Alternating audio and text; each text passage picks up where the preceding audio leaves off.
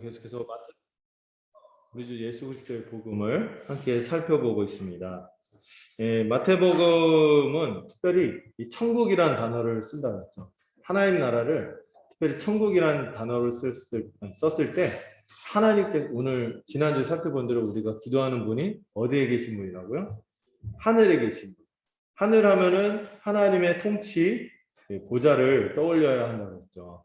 하나님이 통치 보좌에 있으니 높이 계실 뿐만 아니라 자세히 보시고 멀리 우리의 삶을 다 샅샅이 살피실 뿐만 아니라 그분이 보좌에 앉으셨으니 어떠시겠어요? 전능하시겠죠.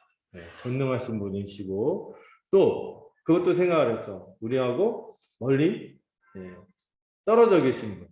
우리가 감히 원래 범접할 수 없는 분인데 그런 분이 우리에게 뭐가 되셨다? 아버지가 되셨다는 것을 우리가 기억하면서 기도하는데 특별히 하나님 나라 할 때 이런 하늘에 계신다라는 생각을 생각하면서 천국에 대해서 생각하면 좋겠고 또 주님이 그 하늘에 있는 그 나라 하늘에서만 펼칠 수 있는 그 나라를 누가 오셔서 예수님이 오셔서 메시아로 오셔서 이 땅 가운데 그것을 펼치신다는 소식이 마태복음이죠. 이 마태복음을 통하여 우리가 예수님이 어떻게 하나님 나라를 펼쳐가는지 또 그 나라의 백성들이 얼마나 큰 복을 누리는지 살펴볼 텐데 특별히 예수님이 말씀을 통하여 그 복된 나라에 대해서 어떻게 복된 나라의 삶이 어떤지 우리가 어떤 인생을 살아갈지 그것을 멋있게 설명하신 것이 산상설교가 있습니다. 이 산상설교에서 주님이 우리가 이미 앞으로 복받을 존재가 아니라 어떤 존재? 이미 복받은 존재다. 8가지로 설명하셨죠. 그리고 그 복에 걸맞게 어떤 성품을 갖게 될지 더 그 성품이 이미 주어졌지만 더 누리게 될 것을 얘기하면서 우리가 어떤 존재다? 빛이다. 소금부터 얘기했죠. 소금이다. 맛깔나는 삶을 살 것이며 찬란한 삶을 살 것이다. 빛이다. 이런 얘기를 했고 그것이 우리가 잘해서가 아니라 누가 잘해서? 예수님이 잘했기 때문에 예수님 공로로 예수님 율법을 다 성취하실 거고 그 덕에 우리도 어떻게 될 거다? 율법을 성취하며 살아가는 의의 열매를 맺을 거다. 이런 격려를 해주신 거죠. 그것이 열매로 드러나지 않는다면 제가 그 문장을 하나 만들었는데 이게 참 좋은 것 같아요. 여기저기서 호응이 일어나는데 우리의 신분의 변화가 행동의 변화를 결정하고 우리의 삶의 변화나 우리의 행동의 변화가 우리의 신분이 바뀌었고 존재가 바뀌었음을 입증해나가고 있어요. 그래서 이 산상수훈이 너무 필요해요. 우리가 정말 구원 얻은 자인지 점검하도록 하고 우리 스스로를 보게 하는 거죠. 그랬을 때 얼마나 탁월한 삶이 펼치는지 예수님이 5장 21절부터 율법이 어떻게 우리 삶에서 실현되는지를 그 기준을 딱 제시했는데 와 어떻게 해요? 죄송해요. 좌절할 만한 기준을 제시하는데 근데 주님께서 이미 뭐라 했어요? 내가 율법을 이뤘고 너희 안에서 이룰 것이라는 약속이 있어요. 그래서 우리가 절대 누군가를 미워하지도 않고 또 신실할 것이며 진실할 것이며 보복은 생각도 하지 않고 또 원수까지 사랑하는 이 비범한 존재, 탁월한 존재, 온전한 존재, 산상수훈의 표현대로 하면 이 온전한 존재가 될 거다. 이런 약속을 해주셨죠. 그리고 나서 5장까지 그 얘기를 하다가 6장에서는 주제가 바뀌었죠. 그 전에는 좀 보여라, 보여줄 거다. 이런 얘기 하다가 이제는 보이지 말래요. 갑자기 보여라, 보여라. 그런데 근데 사람에게 보이려고 하지 마요. 왜 그렇죠? 은밀하게 하래요. 왜 그렇죠? 하나님과의 이 관계에서 이 경건하는 거 있잖아요. 우리가 하늘로부터 공급받아서 살아가는 존재 아닙니까? 이 경건이 하늘로부터 우리가 공급받아 살아가는 것인데 이 하늘로부터 공급받아 살아가는 영역이 3가지예요. 뭐냐면은 뭘까요? 구제, 기도, 금식인데 특별히 구제를 먼저 하는 걸 통하여 하나님의 가장 기뻐하시는 뜻이 무엇인지 더 생각하게 됩니다. 근데 이 기도를 얘기할 때 특별히 우리가 기도가 분량이 많잖아요. 이 경건 생활에 대해서. 왜 은밀하게 하라고 했죠? 은밀함의 특징은 뭐예요? 왜 은밀하게 하라는 거죠? 제가 그래서 대조하는 그 표현을 썼죠. 그 약간 비유적인 표현을 썼죠. 하나님과의 관계가 그렇게 되면 안 되지 않겠냐. 쇼윈도우 부부. 실제로 그 진정성 있게 하나님과의 관계성에서 마음을 심정을 통하고 주고받고 뭔가 쌓여가고 그 관계와 추억과 기억과 모든 이 보화를 쌓아가는 은밀한 것이 있어야 돼요. 그런데 우리의 기도 생활이나 하나님과의 경건 생활이 식기도와 공기도로만 있다면은 도대체 우리는 뭐가 있냐 이거죠. 하나님과의 관계성에서 은밀한 밀월 관계 있죠. 밀월 관계라고 표현할 수 있을 것 같아요.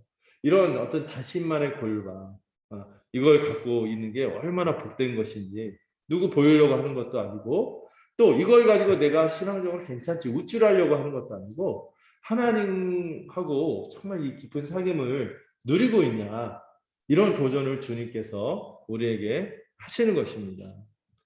그리고 이렇게도 생각할 수 있어요. 이런 은밀한 경건, 은밀한 하나님과 누리는 이 신앙적인 주님과의 이렇게 쌓아가는 이 연륜과 이런 이력이 쌓일 때 저는 훨씬 더 힘있게 앞에서 얘기한 이 천국 백성의 삶, 탁월한 삶을 살아갈 수 있는 힘과 동력도 어디서 올 거다? 저는 이 기도에서 올 거다 생각이 들어요. 구제, 기도, 금식이 있지만 특별히 하나님과의 이 사귐 속에서 힘을 얻을 것입니다. 특별히 예수님이 이 기도에 대해서 굉장히 많이 가르쳐 주세요. 이 산상수훈 단락 중에서도 초점을 맞추는 게 기도가 많이 나오는데 우리 사실 신앙생활에서 되게 중요한 부분이잖아요. 기도가. 근데 이 기도 얘기하면은 로이드 존스도 위축된다 해서 워낙에 기도를 엄청나게 하신 분도 있고 저는 말할 것도 없고 그래서 항상 기도할 때 여러분들한테 뭐 좀 더 성숙해서 얘기하고 어떤 경제에 있어서 얘기하는 게 아니라 같이 배워가는 처지로 이렇게 말씀드린다는 사실도 좀 같이 진솔하게 나누고 싶어요. 같이 배우고 싶어요. 이 기도를 같이 누리면 좋겠어요. 그러면서 주님이 특별히 이 주기도문을 가르쳐 주셨어요. 이 주기도문은 외식하는 자의 기도도 아니고 염려하는 탐욕에 쩔어 사는 이방인의 기도도 아닌 하나님의 백성이 교회의 기도라고 말씀드렸습니다. 근데 여러분 하나 볼까요? 이 주기도문의 주제가 뭔지 한번 좀 생각해 볼까요? 뭘까요? 주기도문의 주제는 뭐냐면은 하나님 나라와 그의 의를 구하라는 것이죠. 그리고 제가 아이들 교재에는 제가 이 표를 올렸는데 여러분들한테 안 보여줬어요. 지금 보여드리는데 이 주기도문의 구조를 한번 생각해 보면 좋을 것 같습니다. 이 주기도문의 구조는 먼저 하나님을 부르는 기도의 대상을 인식하면서 그분을 이해하고 그분과의 관계가 내가 어떤 관계인지를 인식하면서 그 기도에 들어가는 하나님을 부르는 내용이죠. 이 하나님을 부르는 내용이 또 세 가지예요. 아버지다 먼저. 아버지를 먼저 친밀감으로 고백하고 그런데 우리의 아버지는 우리가 교회로서 함께 기도한다는 것을 홀로 기도하지만 함께 기도하기도 한다는 것도 기억하시면 되겠습니다. 사진 찍는 분들이 있는데 제가 친절하게 PDF로 바꿔서 공유하겠습니다. 그리고 우리의 기도이며 하늘에 계신 분에게 기도하기 때문에 그분에게 제가 아이들 교재 좀 어려운 표현을 썼는데 경박한 친밀감으로만 가지 말고 경외심으로 가야 됩니다. 경박한 친밀감 해놓고 제가 이거 좀 쉽게 바꿀 거겠다. 어떻게 바꾸면 까불지 말자. 하나님 앞에 까불지 말자. 제가 싫어하는 찬양이 또 있죠. 주는 나의 친구 막 친구 먹자고 막 이런 것 같아서 친밀감을 강조하는 건 좋은데 오해하면 안 된다는 거죠. 하나님은 하늘에 계신 분. 전도서 5장 2절에서 그랬잖아요. 우리는 땅에 있고 그분은 하늘에 있기 때문에 이 입술을 함부로 열어서 경망되게 하지 마. 이런 위해서 이 두 개가 같이 조화가 돼요. 경외감과 친밀감이 같이 조화된 기도를 이게 온전히 드릴 수 있는데 근데 이렇게 기도하려면 되게 중요한 게 있어요. 누가 이렇게 기도할 수 있을까요? 친밀하되 경외감을 가지고 제대로 기도할 수 있는 사람. 하나님을 중심으로 기도할 수 있으며 인격적이며 이성적인 기도를 할 수 있는 사람은 누구일까요? 맞아요. 그리스도 안에 있는 믿는 신자. 그리스도와 연합하여서 이미 아들의 신분을 얻은 자가 하나님께 이렇게 기도할 수 있는 것입니다. 그리고 지난주에 마지막에 강조하고 싶었던 게 이거였어요. 이 기도를 가능하도록 하나님께서 어떻게까지 하셨다? 자기 아들까지 내어주셨다는 사실을 기억할 때 이 기도할 때 여러분들 힘이 생기고 더 은혜를 누릴 수 있을 거라고 생각합니다. 저는 이 나머지는요, 그냥 이런 내용이 있구나 하고 파악하면 된다. 물론 다 중요해요. 근데 이 첫 번째가 너무 중요해요. 하나님을 어떻게 인식하느냐, 하나님을 어떻게 어떤 관계로서 내가 어떤 존재로서 기도하느냐. 이게 없으면은 그 나머지는 얘기해봐야 소용없어요. 예배 시간에 아무리 되뇌어도 주기도문이 아니라 주문이야, 주문. 그냥 차라리 어디 분신사바 이런 거 해요. 주기도문이 되려면은 정말 이 하나님이 어떤 분인지 알아요. 네, 우리의 그 기도가 수준이 높아요. 이렇게. 이 기도가 인격적이고 이성적이며 참으로 이 초월적인 기도죠. 교회의 기도죠. 자, 그리고 오늘부터 살펴볼 게 하나님과 관련된 간구가 세 가지가 나오고요. 우리의 관련된 간구가 세 가지가 나옵니다. 각각 총 6가지 내용으로 간구를 합니다. 그 중에 오늘 첫 번째 간구를 살펴보게 될 거예요. 근데 하나님을 향해서 구하는 것이 사실 핵심이 뭐냐면 하나님 나라를 구하는 거예요. 이미 임한 하나님 나라에 대해서 소망하면서 또 그 하나님 나라 백성으로 살겠다고 결단하는 내용이 들어있기도 하고요. 또 이 하나님 이름, 나라 뜻이지만 결국에는 이게 하나예요. 한 덩어리로 되어 있어요. 이 세 가지가 우리를 위한 간구 세 가지, 일용할 양식, 죄용서, 아까 시험은 영어 써서 죄송해요. 그리고 아니 그 중등 영어 수준에서 영어를 왜 하는지 모르겠어요. 그리고 하면서 세 가지가 이렇게 딱딱 이렇게 병렬적으로 하나씩 이렇게 나열되어 있다면 이 하나님을 향한 간구는 세 가지가 하나로 연결돼 있어요. 그런 그리고가 없이. 그래서 하나의 간구예요. 핵심은 뭐라고요? 하나님 나라를 구하는 것인데 이게 똑같이 말이 연결된 말이 있어요. 하나님의 이름이 거룩해지기를 원합니다. 하늘에서처럼 땅에서도. 하나님 나라가 임하기를 원합니다. 하늘에 있는 것처럼 땅에서도. 하나님의 뜻이 이루어지기를 원합니다. 하늘에서처럼 이 땅에서도. 이렇게 다 연결이 되어 있어요. 이런 특징을 갖고 있는데 오늘은 특별히 하나님의 이름이 거룩히 여김을 받도록 기도하는 그 내용을 좀 깊이 들여다보려고 합니다. 네, 우리 강구는 그때그때 뭐 얘기해 줄게요. 우리 강구도 세 가지가 있고 그 다음에 송영, 사람 이름이 아니라 찬송할 송자에다가 영광 영자, 하나님의 영광을 찬송하는 걸로 마무리하고 아멘하고 나서 그 다음에 주기도문의 부속된 표현이 14절, 15절이 이 주기도문의 부연이라고 많이 생각하고 있어요. 뭐에 대한 얘기가 하냐면 특별히 용서에 대한 얘기를 더 강조해서 이 주기도문하고 연결해서 설명하는데 아무래도 이 주기도문에서 대부분 간구인데 이 주기도문에 따라서 우리 삶에서 이루어지기를 소망하되 가장 우리가 핵심적으로 실천해야 될 게 뭔지, 기도하면서 실천해야 될지 뭔지 부연한 내용이 14절, 15절이다. 이렇게 얘기를 합니다. 뭐예요? 결국엔 이 주기도문에서 가장 핵심적인 실천은 뭐예요? 용서라는 거예요. 용서. 이런 주제를 갖고 있습니다. 네, 잠깐 화면을 끄고요. 자, 주기도문 벌써 다 살펴본 것 같죠? 네, 그런데 내용 하나하나를 또 들여다보면요, 깊이가 아주 그냥 이만저만 있는 게 아니죠. 전 잘됐다 싶어요. 하이델베르그 유리문답 하면서 또 그 내용을 우리 신앙 선배들이 어떻게 정리했는지 참고하면서 우리 같이 말씀을 살펴보도록 하겠습니다. 먼저 여러분이 제일 첫 번째 나오는 간구죠. 제일의 간구. 여러분 제일 먼저 나오는 간구니까 뭐겠어요? 제일 중요한 간구이기도 합니다. 하나님을 불러놓고 그리고 나서 곧바로 이어지는 자연스러운 반응이면서 간구가 이 첫 번째 간구예요. 그래서 어떤 분이 이렇게도 설명해. 이 간구만이 다른 간구는 다 응답돼서 종료될 텐데 이 간구만이 영원히 지속될 것이다. 뭐요? 하나님의 이름이 거룩하게 되기를 원합니다. 이거는 다음이 없이 끝없이 우리가 이루어지면서 계속해서 우리가 또 간구해야 될 그런 내용이 이 기도라는 것이죠. 여러분 재림하고 하나님 나라 완성돼도 이 간구가 끝날까요? 계속해서 우리가 하나님의 이름이 거룩히 여김을 받기를 원한다고 간구하게 되겠죠. 나머지 간구는 끝이 있어요. 근데 이 간구만 계속될 겁니다.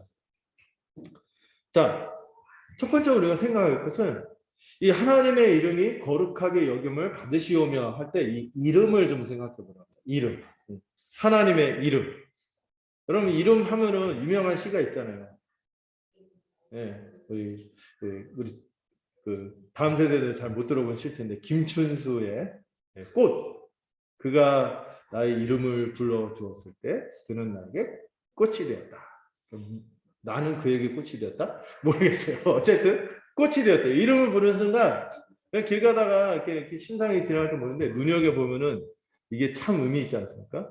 그런 것처럼 이름이라는 건 그런 의미가 있어요. 그 어린 왕자에도 그런 표현이 있잖아요.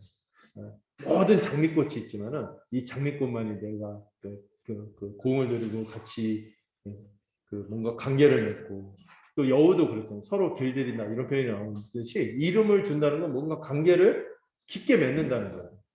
근데 하나님의 이름 그 이름은요 사실 여러분 창세기 기억나시죠? 아담이 한 일이 뭐였어요? 이름 짓는 일이죠. 그 존재 본질과 속성을 잘 반영해서 드러내는 게 이름이에요. 어쩌면 그 존재 자체라고도 할 수 있어요. 그래서 이 존재 자체를 드러내는 것이 하나님의 이름이다. 하나님이 어떤 분이신지 드러내는 것이 하나님의 자신의 이름을 알려주실 때 그 자신을 내어주신다. 이런 표현도 쓰죠. 그래서 하나님의 이름은 하나님 되심이다. 뭐 이런 표현을 쓰기도 해요. 그래서 그 유명한 표현이죠. 성전에 솔로몬이 성전을 짓고 할 때 하나님이 내 이름을 여기에 두겠다. 하나님 친히 임재한다는 얘기를 이렇게 내 이름을 여기에 두겠다. 이렇게 표현하시기도 하죠. 그래서 성경을 보면은 하나님의 이름에 관련된 표현이 꽤 많이 나옵니다. 한번 생각해 볼까요? 하나님의 이름에 대한 표현이 뭐가 있냐면은 먼저 여호와 엘로힘이란 표현이 일단 하나님의 이름이 많이 등장하죠. 이 여호와라는 이름은 어떤 이름? 우리와 관계 맺는 분으로서 다가오시는 언약의 하나님을 얘기할 때 여호와라는 표현을 많이 써요. 그 다음에 엘로힘이라고 할 때는 일반적으로 성경에서 하나님 이렇게 나와 있으면 그 단어가 엘로힘이라고 생각하는데 이 엘로힘 하나님 어떤 하나님? 하늘에 계셔서 초월적인 통치를 향하시고 우리를 창조하신 우리가 감히 우리의 생각으로 담을 수 없고 마음으로도 헤아릴 수 없이 무한하신 분을 생각할 때 엘로힘이라고 하죠. 근데 그 하나님 어떻게 오세요? 여호와로 언약을 맺고 우리에게 오시는 분으로 설명하죠. 그리고 성경에 보면 여호와 니시라는 말이 나오는데 니시가 뭐냐면은 나이키하고는 좀 상관없어요. 니시가 이게 승리래요. 승리하시는 하나님. 그러니까 이스라엘이 적들이 쳐들어와도 그들이 힘이 없고 약하고 그런데도 늘 승리한단 말이에요. 누가 승리하게 하셨어요? 여호와께서 승리하게 하셨구나. 이걸 고백할 때 여호와 니시라고 하고 또 하나님이 복되게 통치하실 때 그 평강을 누릴 때 그것을 여호와 샬롬. 이 언약의 하나님 샬롬을 주시는구나. 또 하나님이 그 백성에게 그 의로움을 드러내실 때, 의로울 통치를 나타내실 때 여호와 치드케노, 체덱에서 나온 단어죠. 치드케노에서 의로우시다. 또 이런 얘기도 하죠. 여호와 샴마. 하나님께서 들으신다. 우리가 막 기도할 때 허공에다 얘기하는 게 아니라는 거죠. 하나님께서 반드시 어떻게 하신다? 샴마, 들으신다. 들으신다는 건 뭐예요? 그분이 응답하시는 거죠. 여러분 기도할 때 막막해 하지 마세요. 우리 항상 우리의 기도는 하나님께서 응답해 주세요. 근데 그분 뜻대로 응답하셔서 그렇지 하나님 항상 응답하세요. 그래서 여호와 샴마. 또 우리가 힘들고 고통이 있고 어렵고 또 병이 들 때 그때 하나님 어떻게 하십니까? 치료하시는 회복해 주시는 여호와 라파 하나님. 또 여호와 로이 하나님께서 감찰하신다. 우리를 돌보신다.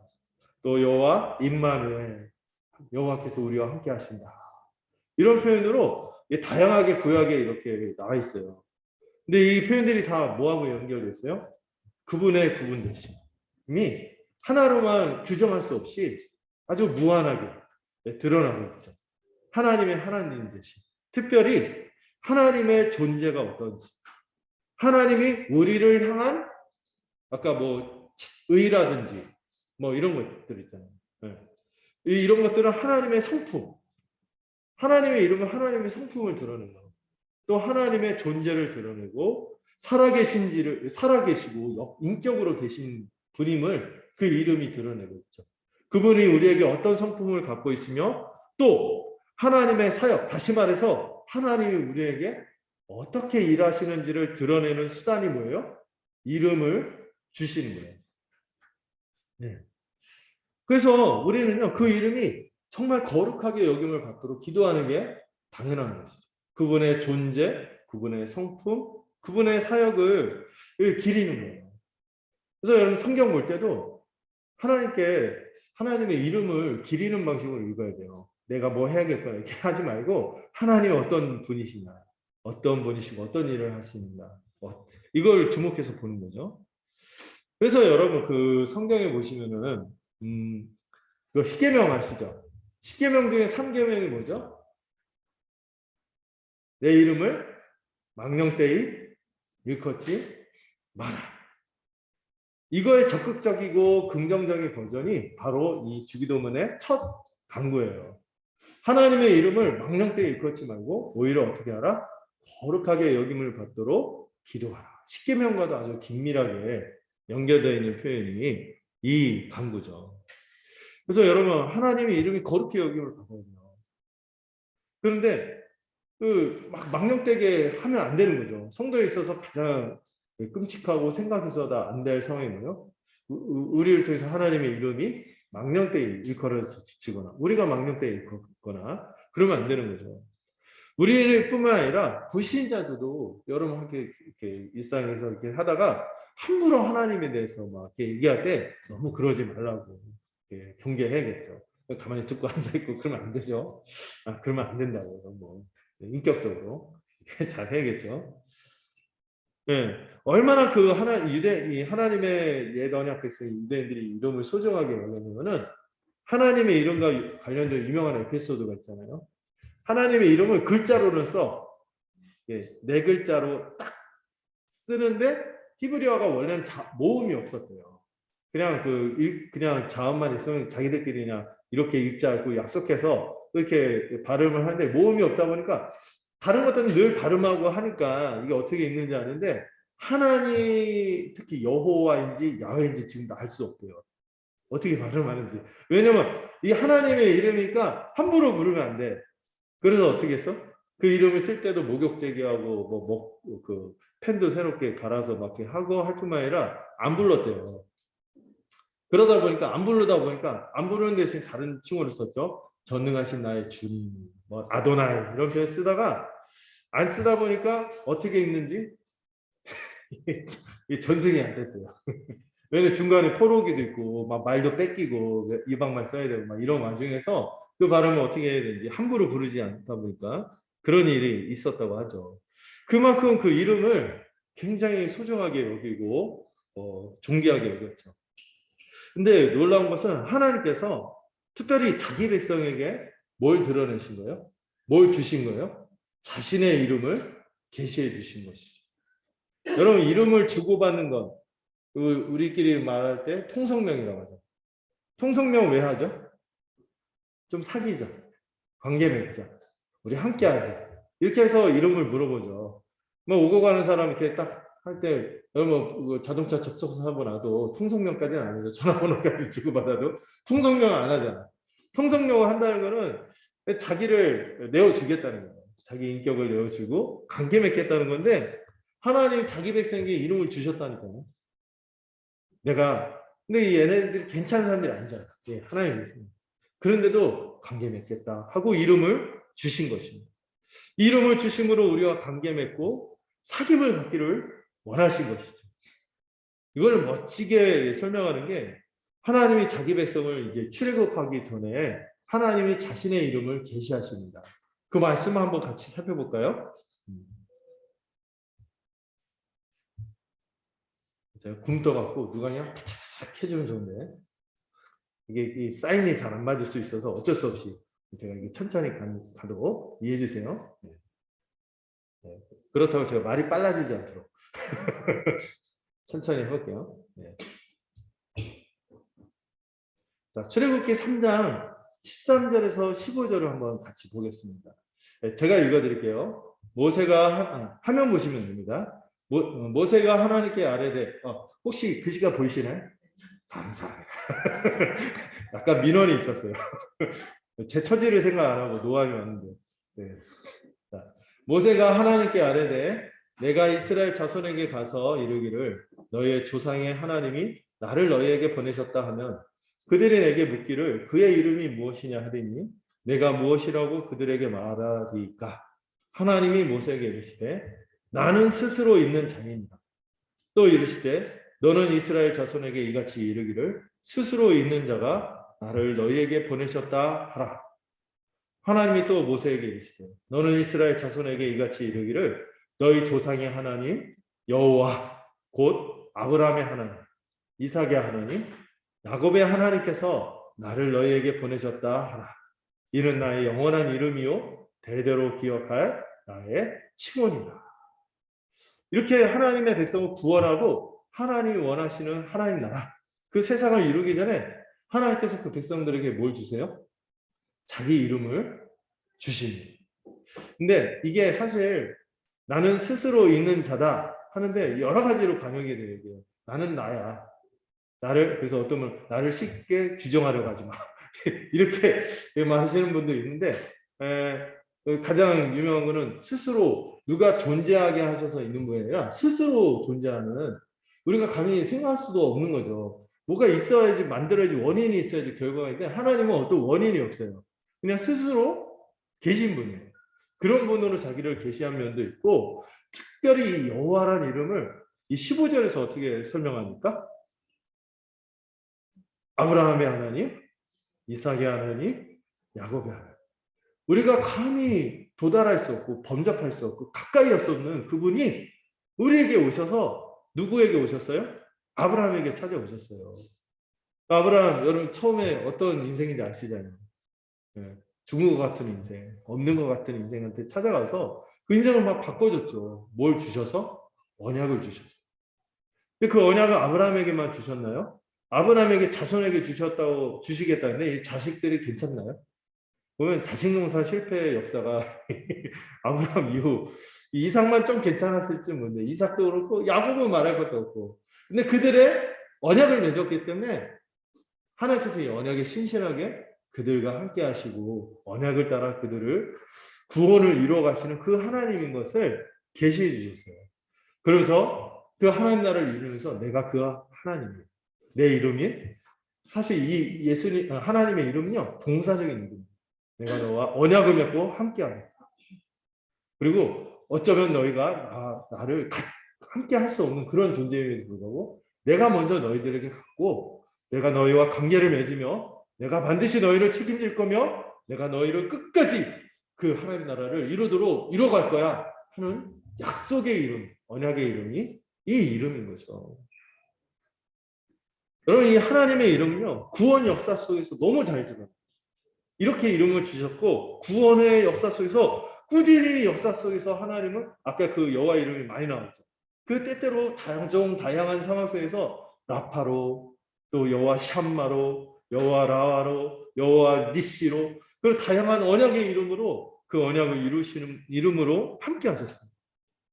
능력으로 우리를 늘 구원하시고 사랑으로 우리를 돌보시며 자신의 이름을 나타내셨고 심지어 하나님은 어떻게 이 물리적인 공간에 담아내요.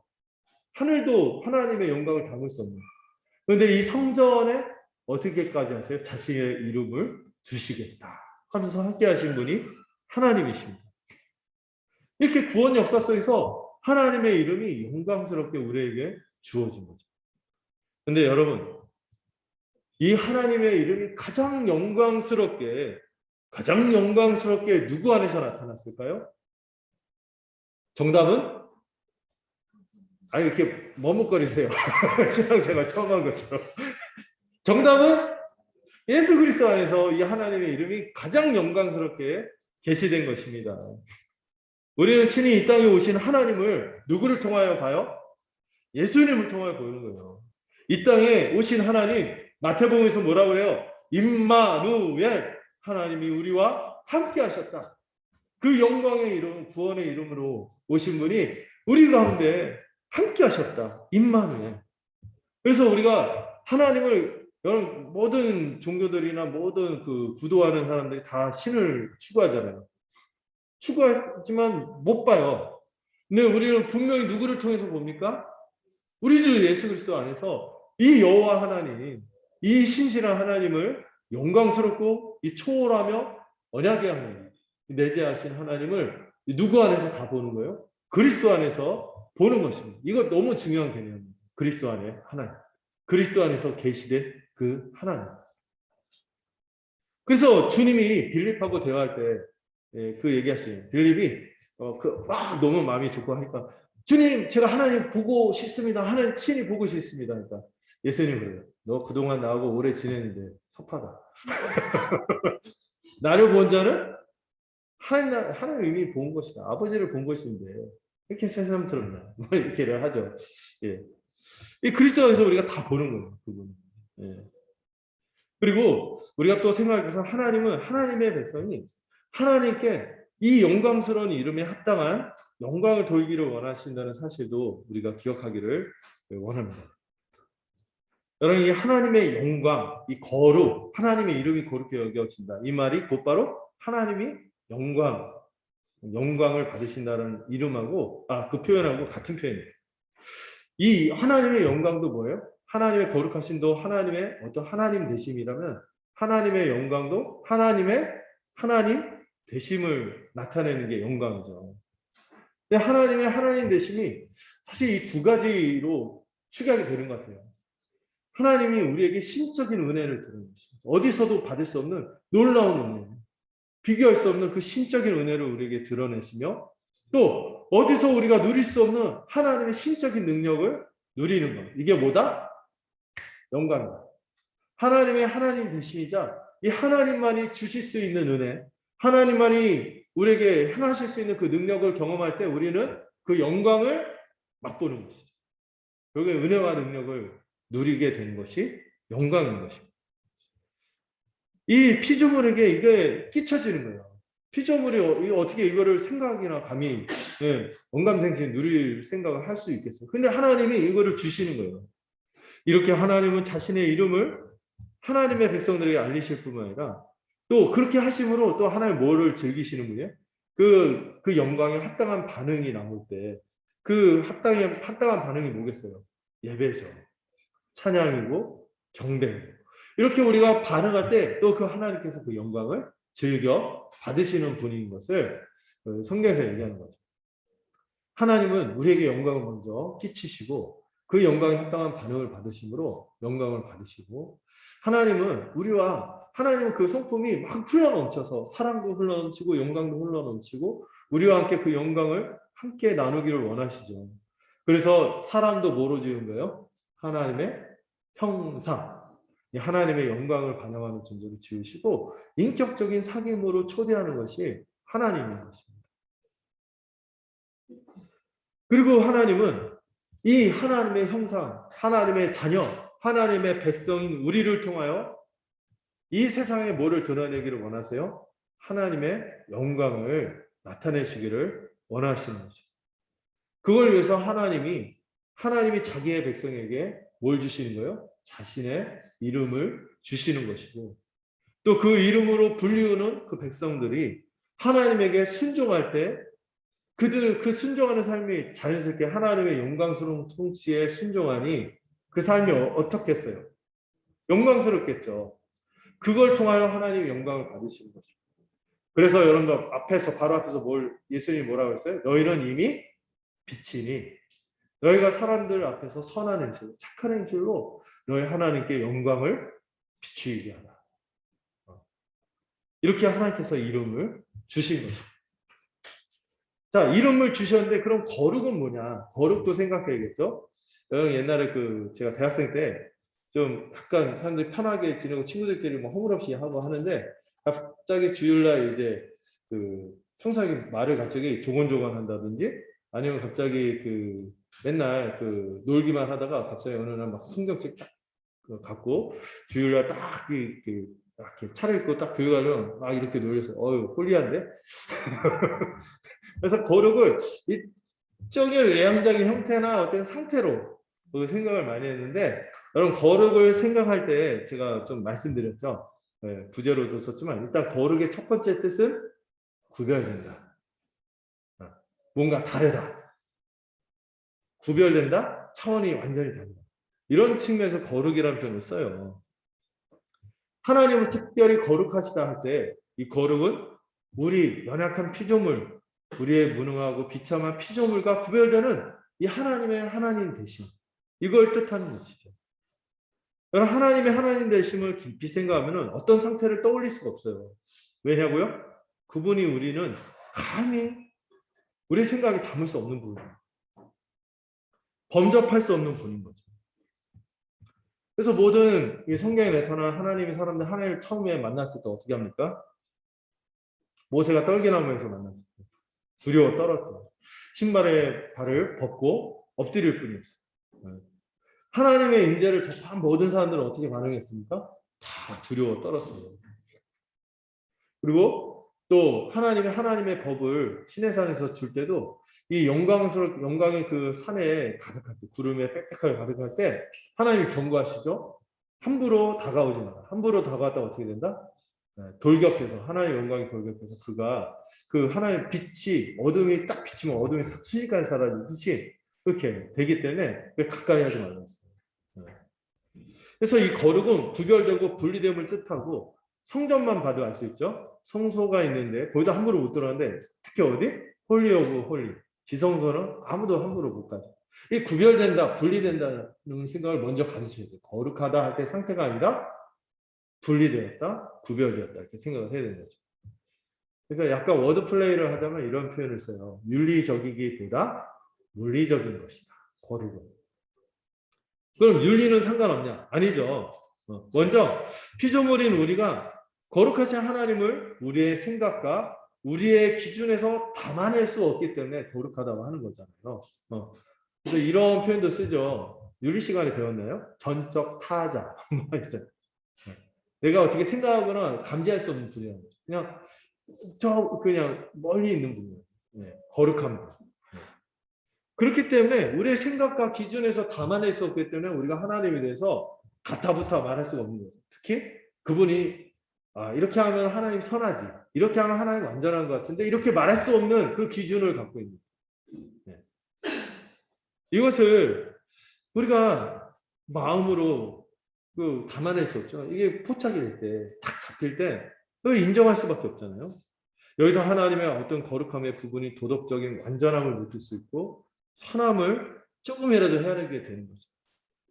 그래서 이 하나님에게만 속한 성들, 이게 바로 거룩인 것이죠. 그래서 이 거룩은 특별히 이 두 가지로 드러나는데, 하나님의 속성과 하나님의 사역으로 이 거룩하심이 드러납니다.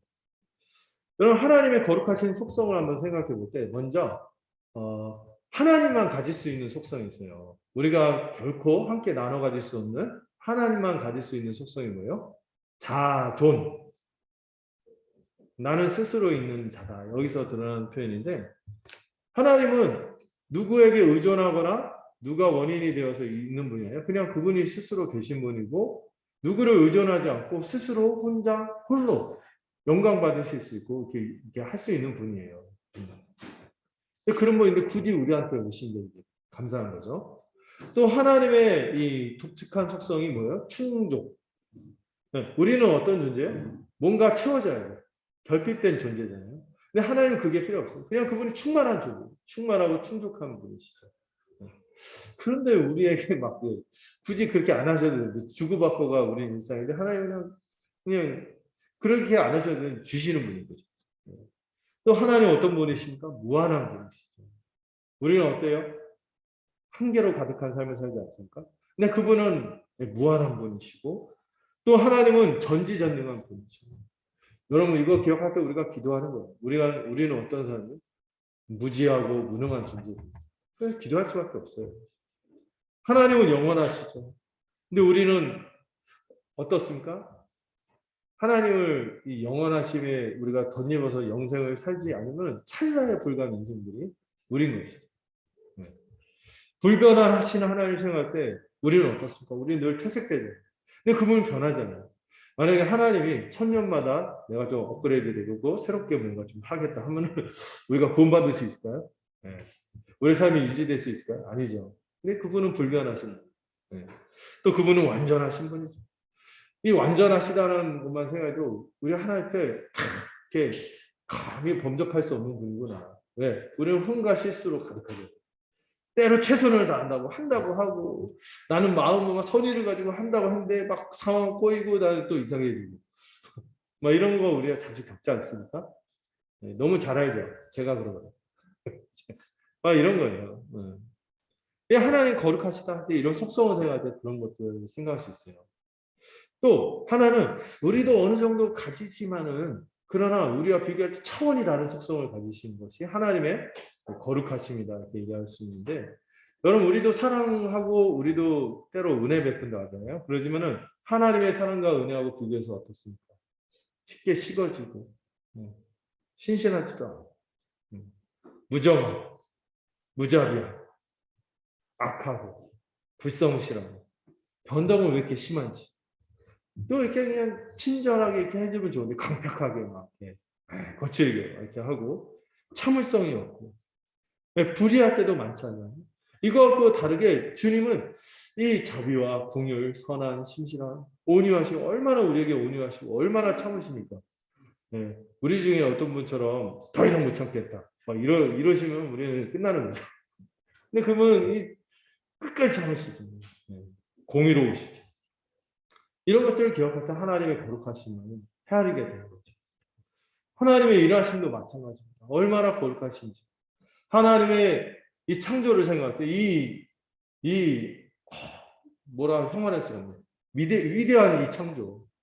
여러분들 막 제가 그 툭하면 우리 지학교 싫어하는데도 지리상가자 맛을 봤거든요. 장엄한 것들 보면서 우와 파미르공도 가봤죠. 세계 지붕이란 거기도 가봤는데 우와 압도돼요. 이 창조 세계 또 이 인간의 이 인체의 신비함 이런 것도 생각할 때 또 우주의 광대함 생각할 때 이 창조 우리가 어떻게 담아냅니까? 또 제일 근데 우리 정말 하나님이 거룩하신 게 우리 같이 진짜 말 지질이 안 되는 이 하나님 나라에서 제일 문제가 뭐예요? 백성들이 문제였잖아요. 아담부터 해서. 근데 이 인생들을 포기하지 않고 끝까지 그 구원 역사를 진행하시는 걸 볼 때 하나님이 정말 우리와 다르구나. 우리는 진짜 포기하죠. 여러분들 자식들도 막 포기하고 싶을 때 있잖아요. 그런데 하나님은 안 그러신다고. 그 성품이 이제 부모님에게 있다는 게 감사해요. 어쨌든 이 죄인을 위한 구원 역사의 진행도 그렇고 또 이거를 어떻게까지 드러내셨어요? 아들까지 내어주시는 은혜로 우리를 백성과 자녀로 삼아주심을 생각할 때 하나님은 정말 거룩하신 분입니다. 이런 고백이 나올 수밖에 없죠. 그리고 또한 이 하나님 오래 참으심을 멸시하고 이렇게 끝까지 거절하는 이들에게는 또 하나님 의로우신 분이기 때문에 심판하죠. 의인들 하나님의 자기 자녀들을 이유 없이 괴롭힌 사람들을 신원해 주시는 분이죠. 그러면서 우리가 거룩하다. 또 하나님께서 이 새하늘 새 땅으로 이 복된 천국 하나님 나라를 완성하실 것입니다. 이 모든 일하심을 생각할 때도 우리가 하나님을 거룩하다 이렇게 고백하지 않을 수가 없죠. 하나님의 이름이 거룩히 여겨진다는 것은 이 피조물이 이런 하나님의 거룩하심을 조금씩 알아간다는 거예요. 네. 하나님의 이름에 드러난 이 성품과 사역을 여러분들 정말 알면 어떻게 될까요? 완전히 압도되겠죠. 완전히 그 인생이 장악이 되겠죠. 이 하나님의 하나님 되심에 합당한 인정의 반응을 할 수밖에 없어요. 경외심에 사로잡힐 수밖에 없어요. 이를 사랑하지 않으면 견딜 수가 없어요. 이거를 표현하지 않으면 견딜 수가 없어요. 이에 대해서 반응이 나타나지 않으면 막 터질 것 같은 거죠. 여러분 사랑하는 사람 생길 때 어떻습니까? 제가 옛날에 창피한 일이죠. 제가 처음 사랑하는 사람 생겼을 때 누군지 아시죠? 그 중학생 애들한테까지 내가 이분하고 사귄단다. 막 감출 수가 없어. 와 그러는데 여러분 하나님 거룩하심에 대해서 알게 되면 그렇게 되지 않겠어요? 막 이렇게 나오는 거죠. 네. 이를 알고 겪은 하나님의 백성이 경탄하고 찬양하고 이에 합당한 삶을 살아가는 것을 통해서 하나님은 그 이름이 거룩히 여김을 받으시는 것입니다. 영광을 받으시고 하나님의 이름이 거룩히 여겨지는 것이죠. 특별히 여러분 이 여김 받았다, 거룩히 여김을 받으시오며 하되 받았다 이 표현이 받았다는 표현은 그 자체가 뭐예요? 수동태죠. 수동태고 명령이에요. 하나님께 요청이라고 할 수 있고 강력하게 요청하는 거예요. 근데 수동태 하나님이 거룩히 여김을 받아 주시옵소서 하는데 이게 신적 수동태. 우리가 하나님께 하나님 거룩하게 할 수 있나요? 아니거든요. 하나님만이 하시는 건데 하나님은 그렇게 하게 해주세요. 그렇게 해주세요 하는 것을 요청하는 건데 근데 특이한 게 과거인데 명령이에요. 과거인데 명령이에요. 과거의 명령이기 때문에 이미 아직 이렇게 얘기할 수 있다고 얘기했죠. 직설법이면서 명령법으로도 볼 수 있는데 이미 하나님이 거룩하세요. 그런데 하나님이 더 거룩해지기를 거룩함이 드러나게 거룩해지는 게 아니죠. 그러면 이미 충분히 거룩하죠. 우리 하나님의 이름이 더 거룩하게 여김을 받기를 이미 거룩하신데 받기를 간절히 원하는 것이고 그래서 이거를 아주 기도한 사람이 강력하고 긴급하게 간절한 마음으로 열망하면서 요청하는 것이 하나님의 이름이 거룩히 여김을 받기를 원합니다. 라는 것이죠. 여러분 이거 누가 기도할 수 있어요? 신자가. 신자가 그 하나님의 거룩하심을 맛봤기 때문에 그렇게 기도할 수 있는 거죠. 여러분 이 간구가 왜 먼저 나오는지 생각해 봐야 돼요. 주기도문에서 이 간구가 제일 먼저 나오거든요. 어떤 분이 이런 얘기를 했어요.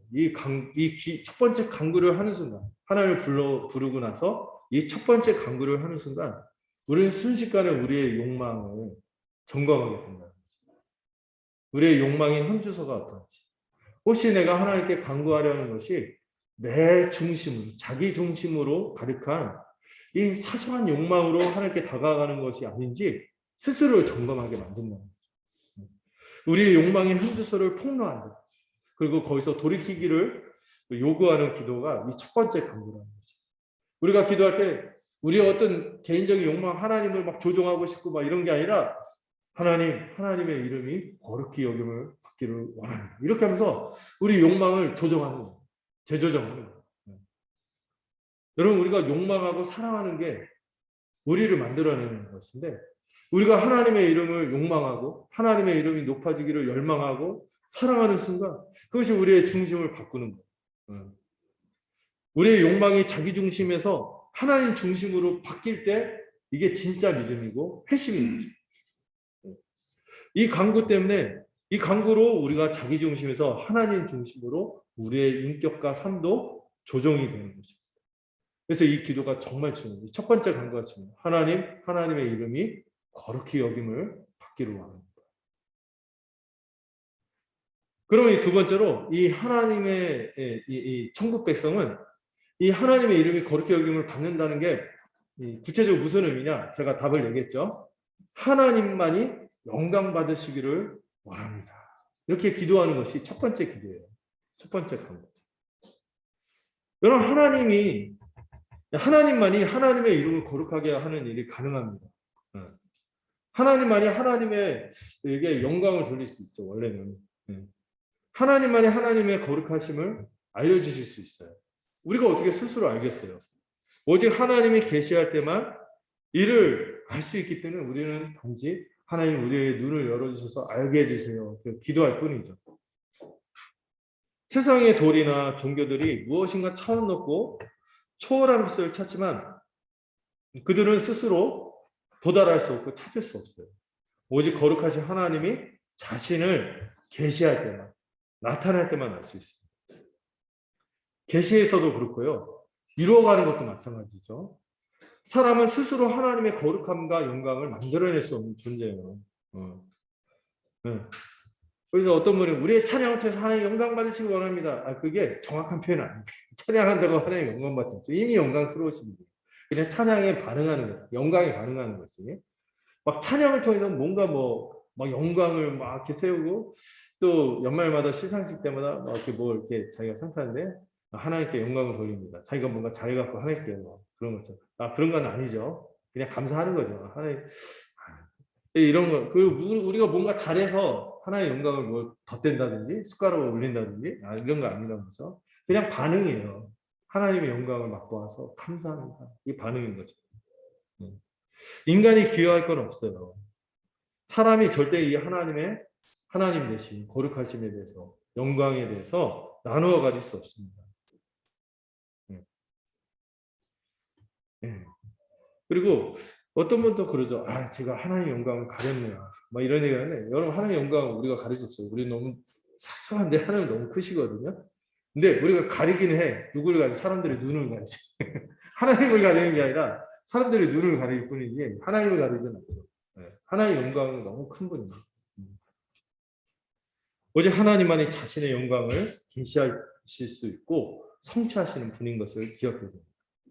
근데 여러분 아까도 앞에도 말씀드렸지만 하나님이 누구를 통하여 자신의 이름을 정말 본격적으로 온전하게 완전하게 계시하셨습니까?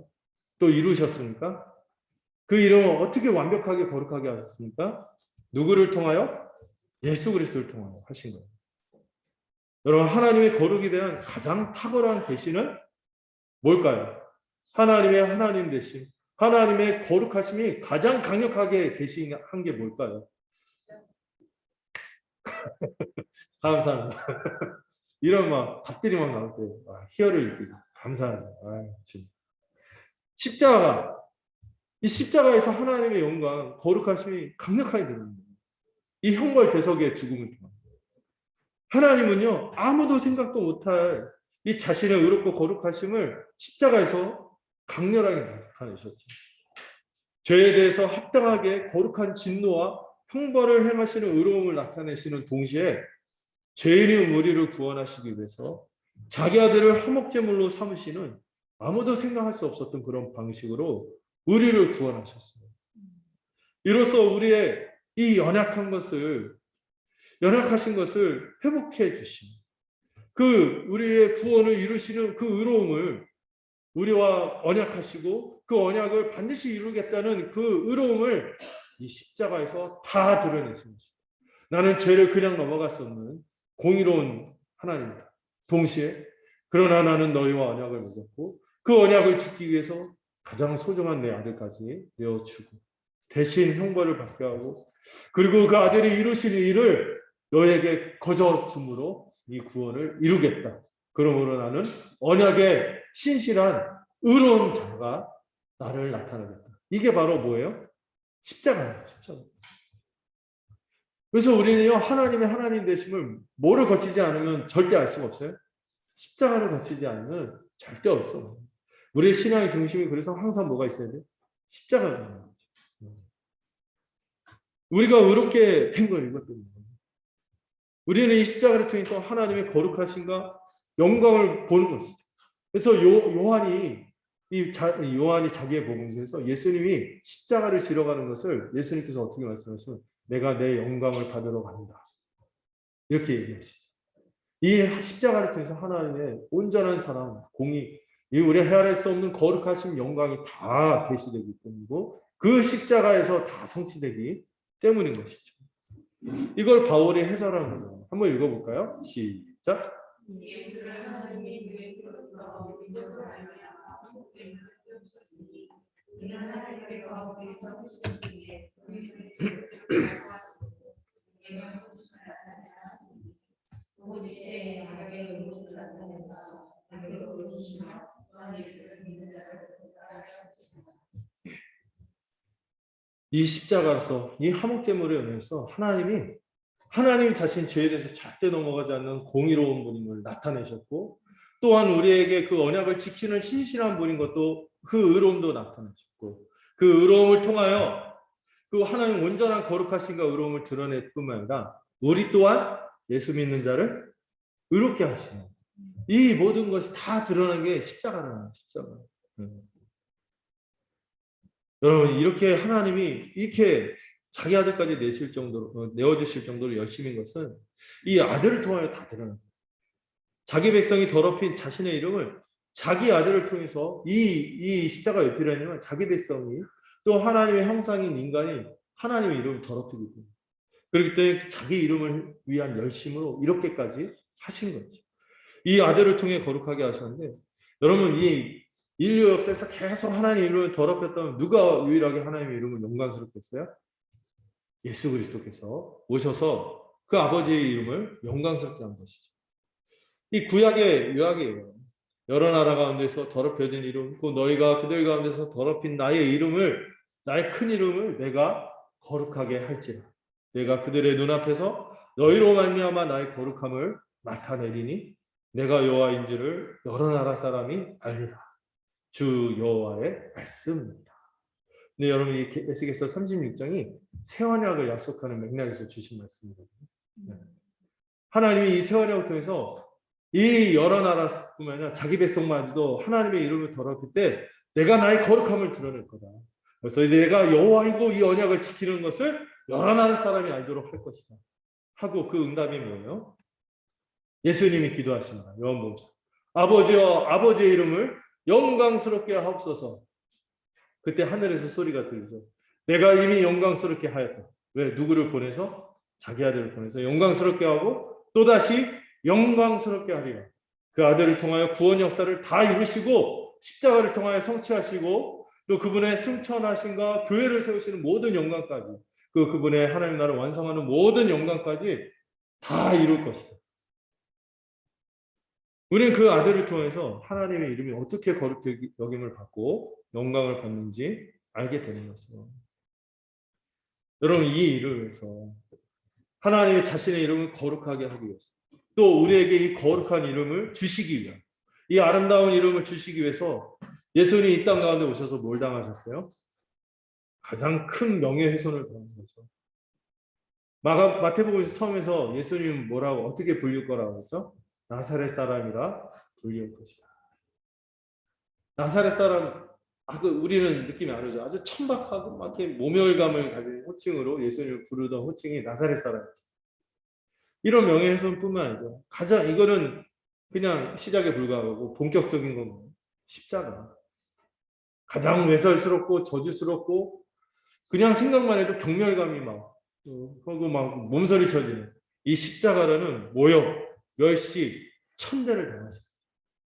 사람들이 막 고개를 흔들고 침을 뱉고 막 저주하고 그거를 당하신 거죠. 우리에게 뭘 주시기 위해? 이 거룩하고 아름다운 이름을 주시기 위해서 그렇게 하신 거죠. 전무후무한 최대의 죄인이란 이 모욕을 뒤집어 쓰고 그 십자가에서 죽으신 것이죠. 그 일을 통하여 주님이 뭘 이루셨습니까? 그 이름을 거룩하게 하고 영광스럽게 하기 위해서 그분 안에서 새로운 백성을 만드신 거예요. 그게 누구다? 그 이름을 소유한 교회. 이 교회를 통해서 하나님은 자신의 영광을 드러내신 거죠. 그래서 여러분 우리가 이 기도가 우리의 간절한 열망이 되어야 되는 거예요. 간절한 소망. 하나님의 이름이 거룩히 여김을 받기를 원합니다. 하나님께 긴급하게 요청하면서 또 한편은 소망이지만 또 한편은 결단이에요. 하나님의 이름이 내 삶 속에서 거룩히 여김을 받기를 소원합니다. 뿐만 아니라 그 이름에서 우리가 헌신하겠다는 다짐이 이 간구인 거죠. 하나님의 백성은 하나님의 영광 받으시기를 간절히 구하죠. 그리스도 안에서 이 구원 역사를 통해 하나님의 거룩하심을 이미 맛봐서 그럴 수밖에 없는 거죠. 네. 교회는 하나님의 거룩을 가장 아름답게 여겨서 모든 것을 드리기로 결단하고 이렇게 한 몸으로 살아가는 공동체인 것이죠. 그러면 성도는 간절히 하나님의 거룩을 위하기 때문에 여러분 기도하지 않으면 안 되는 거예요. 기도하지 않으면 이거에 될 수가 없는 거예요. 기도하는 거죠. 하나님도 자기 백성을 통하여 이 이름이 거룩히 여김을 받기를 원하고 스스로 충분히 거룩하고 영광스럽고 완전함에도 또 하나님 뭘 받기를 원하세요? 우리의 예배를 받기를 원하시며 이를 통하여 영광 받기를 기뻐하시는 분입니다. 하나님은 자기 영광을 위해 우리가 기도하기를 원하시고 이를 또 이뤄 가시는 것을 우리가 기억하기에 기도하게 되는 거죠. 마지막으로 천국 백성은 하나님의 이름을 위해 살아가며 기도하는 자들인 것도 기억하시면 좋겠어요. 교회로 살아가면서 우리의 매일의 기도 제목이 뭐가 되어야 할까요? 이 첫 번째 강구. 하나님의 이름이 거룩히 여김을 받도록 간절히 기도하는 것이죠. 이건 또 하나님의 일하심에 우리가 하나님이 우리를 초청하는 것이고 그 너무 존귀한 사명과 이 초청에 우리가 부응하기 위해서 날마다 기도하는 것이죠. 그리고 여러분 무엇보다 우리가 뭔가 하려고 하기 전에 중요한 게 있어요. 교회로서 우리가 가장 중요한 게 뭐예요? 하나님의 거룩하심을 하나님이 계시하실 때 이 계시를 받아들여요. 그래서 우리가 결론은 DBS. 결론은 하나님의 말씀을 예배 시간에 설교를 통해 가장 강력한 말씀 선포에 쓰다는 거예요. 그리고 여러분들 개개인의 삶에서 하나님의 말씀을 가까이 해서 성경을 연구하고 묵상할 때 하나님의 거룩을 알아가야죠. 여러분 믿으시죠? 갑자기 밑도 끝도 없이 믿으시죠? 성경을 통하여 하나님이 자신의 거룩하심을 나타내고 여러분들에게 그 영광스러움을 보여주실 것을 믿으십니까? 그럼 보셔야죠. 우리가 성경을 연구하는 방향과 목적은요, 이 하나님을 알아가는 지식으로 풍성해지는 거예요. 막 완전히 장하게 되는 거예요. 그분에게 압도되는 거죠. 그래서 우리가 특별히 이거를 제대로 초점을 잡기 위해서 예수 십자가 복음, 또 하나님 나라 복음을 알기를 원하고, 그래서 복음의 기초도 배우고, 교회도 배우고, 뭐 복음의 핵심 이런 것들을 하는 게 우리가 제대로 하나님의 영광을 추구하기 위해서, 하나님의 거룩하심을 더 제대로 알기 위해서 이렇게 공부하는 거죠. 이를 통해서 우리가 하나님과 하나님 이름이 얼마나 존귀하고 거룩한지 알게 되죠. 여러분 그렇게 할 때 누가 도우실까요? 딱 답이 나오네요. 그런데 이런데 우리는 탁 답이 나와요. 성령이 도와줘요. 성령님이 도와줘요. 잘했어. 네가 잘 보고 있는 거야. 그래 그거야. 그래 하면서 우리의 마음들을 밝혀서 그 영광스러운 것들을 보게 해주시죠. 그래서 여러분들 정말 바른 복음에 서기를 바랍니다. 바른 복음에 설 때 이 거짓된 진리가 거룩한 복음이 흐려지지 않도록 이 바른 복음에 서야 돼요. 그래야지 하나님의 이름이 거룩해지거든요. 마지막으로 이 예배와 순종에 대해서도 좀 생각해 보려고 합니다. 우리가 하나님을 아는 지식이 늘어가면 자연스럽게 노래할 이유가 있는 거죠. 예배할 이유가 있는 거죠. 여러분 우리 예배 드릴 때 좀 우리 찬양팀 이제 예배 시간은 이 11시에 그 예배 부름 이렇게 주보에 나와 있지만 진짜 예배는 언제부터? 찬양할 때부터.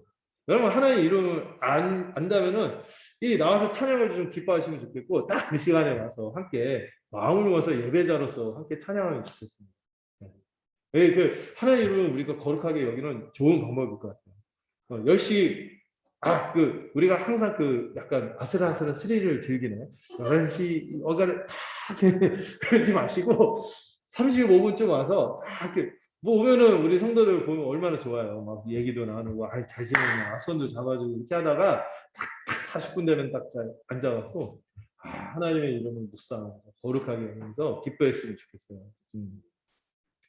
또 우리가 복음을 알고 믿음으로 살아갈 때 이 하나님을 정말 예배하겠죠. 제대로 예배하겠죠. 우리가 예수 그리스도를 의지할 때 하나님의 뜻대로 거룩하게 살아갈 것입니다. 그리고 무엇보다 예수 그리스도 안에 거할 때 믿음으로 의지할 때만 우리가 순종하는 것도 가능하겠죠. 우리가 그렇게 살아갈 때 하나님의 통치가 드러나는 거예요. 그 이름이 거룩하게 여김받고 높아지겠죠.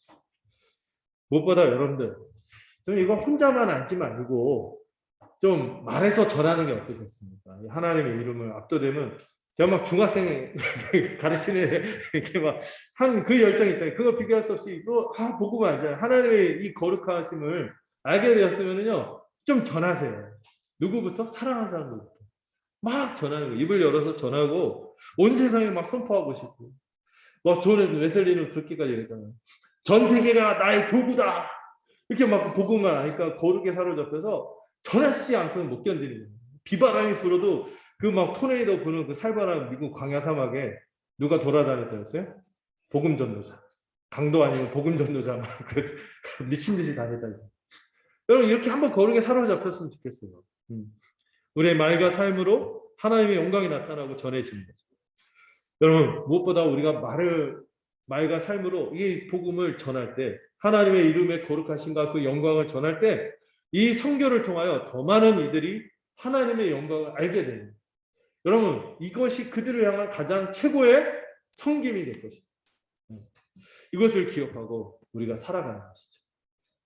그리고 우리가 행여나 우리의 불충하고 불결한 삶으로 이 거룩한 복음이 더럽혀지지 않도록 해야겠죠. 어떤 가난한 집 학생이 집안에서 최초로 미국의 유명 대학에 들어갔대요.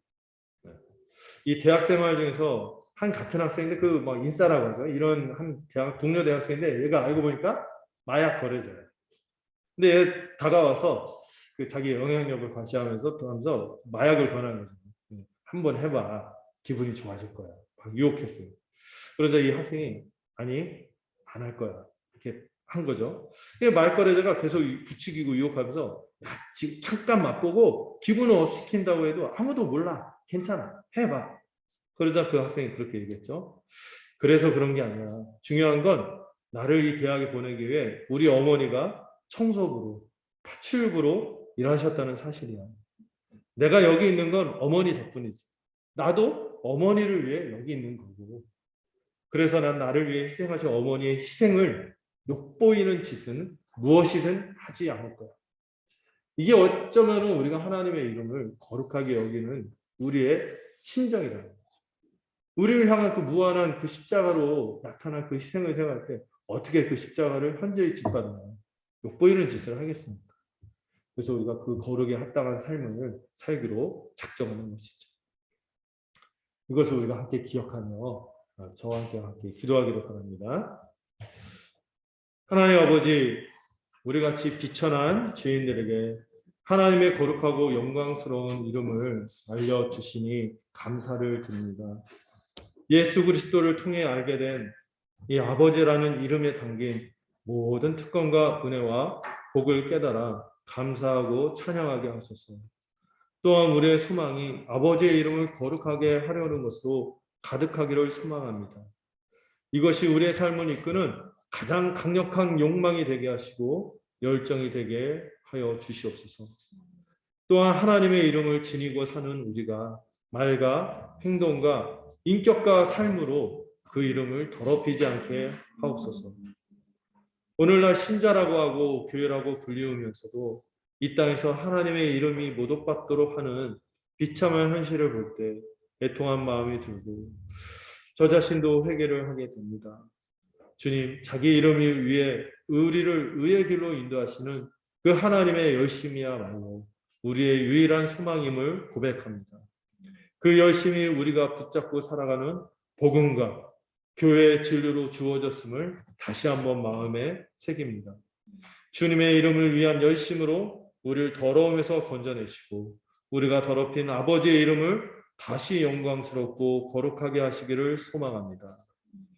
특히 우리가 속한 서영교회가 이 땅에서 하나님의 이름을 거룩하게 하는 교회가 되게 하옵소서. 우리에게 식어진 마음이 있다면 다시 그 하나님의 거룩함을 맛보아 불붙게 하여 주시옵소서. 우리 주 예수 그리스도가 아버지의 이름을 위한 열심으로 삼키어져 십자가의 길을 끝까지 가셨던 것처럼 우리 또한 맡겨진 사명을 주님처럼 잘 감당하게 하여 주시옵소서. 예수님의 이름으로 기도드렸습니다. 우리 같이 함께 찬송가 20장 부르도록 하겠습니다.